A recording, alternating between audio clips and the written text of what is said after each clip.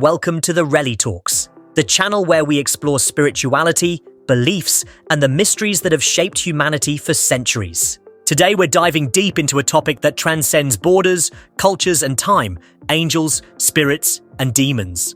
Across the world, from ancient temples to modern churches, from oral traditions to holy scriptures, humans have spoken of beings that exist beyond the physical realm. Beings of light and protection, spirits that linger, shadows that tempt and deceive. But what are these beings really? Are they literal entities, metaphors, energies, or a reflection of our hopes and fears? Let's explore these questions from the lens of the world's major religions, and maybe discover a little more about ourselves in the process.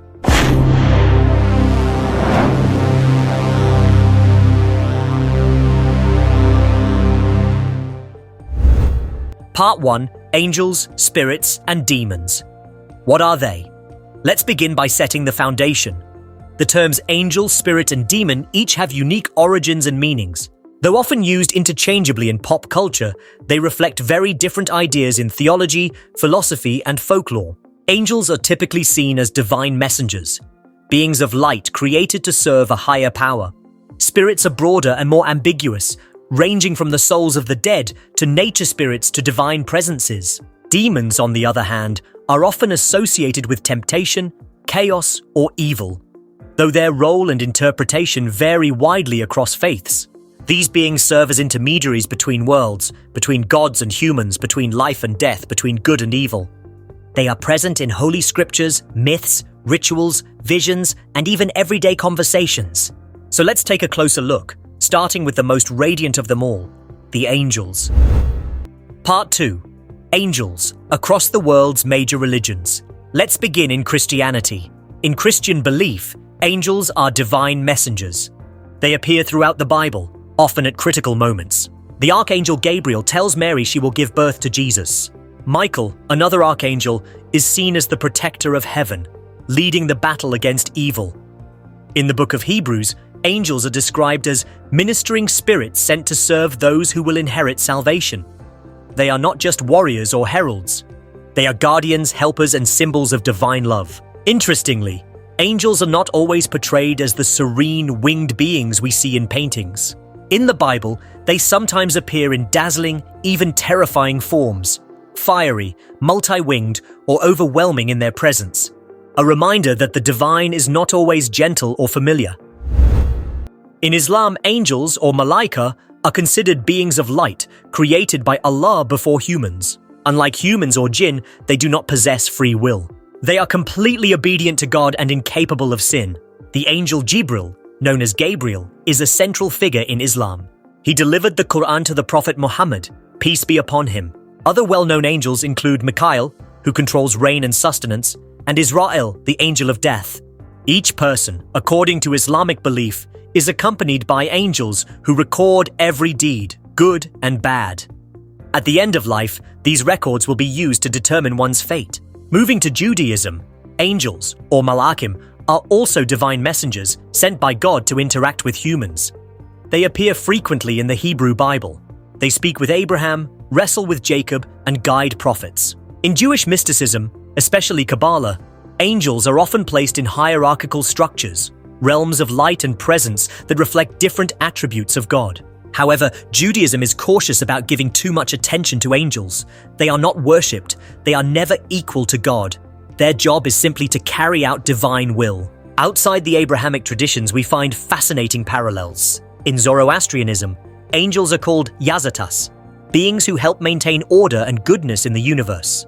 They serve Ahura Mazda, the one supreme God, in the eternal struggle against the forces of chaos.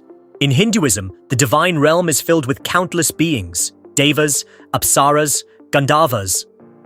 While not called angels, they fulfill similar roles: guardians, musicians of heaven, or messengers of cosmic truth. They represent natural forces and spiritual laws.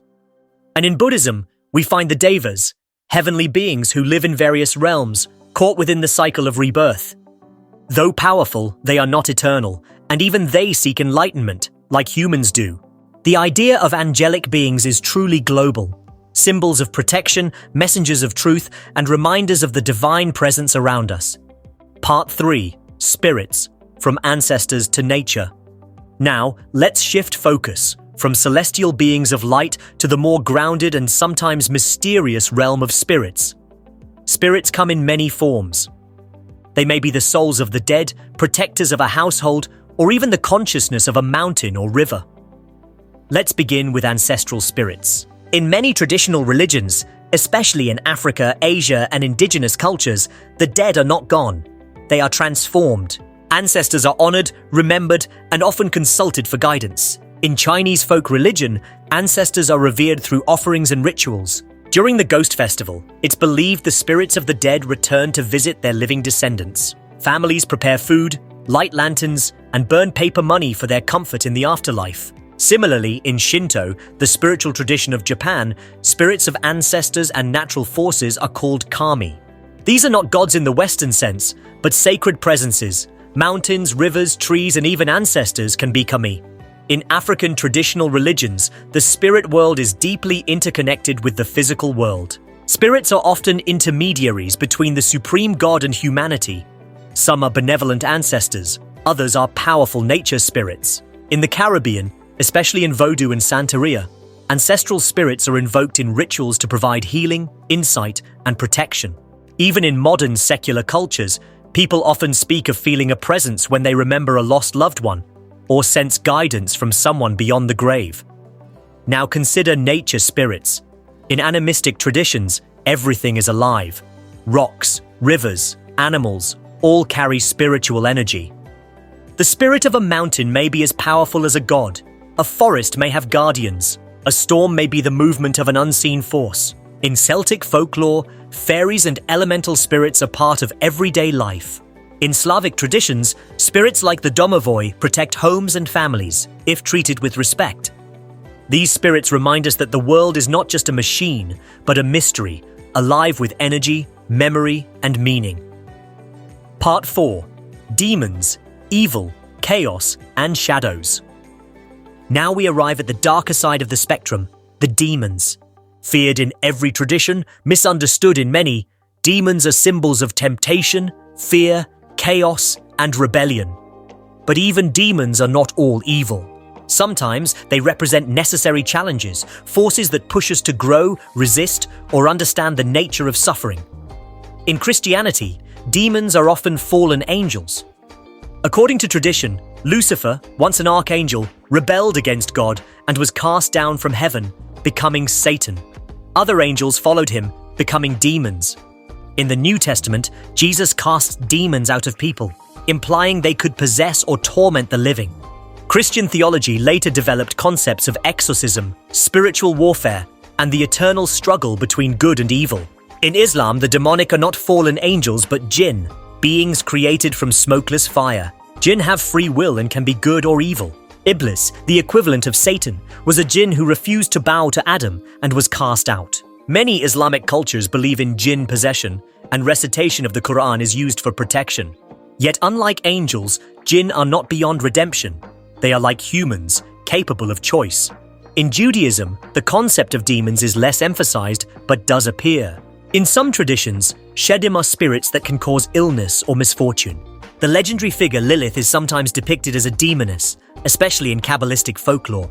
However, in Jewish thought, evil is more often viewed as a human inclination, what is called the Yetzer Hara, the impulse to do wrong. Satan, in the Hebrew Bible, often acts not as an enemy of God, but as a tester or accuser. In Hinduism, demons are known as asuras. They oppose the devas, the gods, but are not always evil. Some asuras are deeply philosophical or powerful. The tension between devas and asuras represents the cosmic,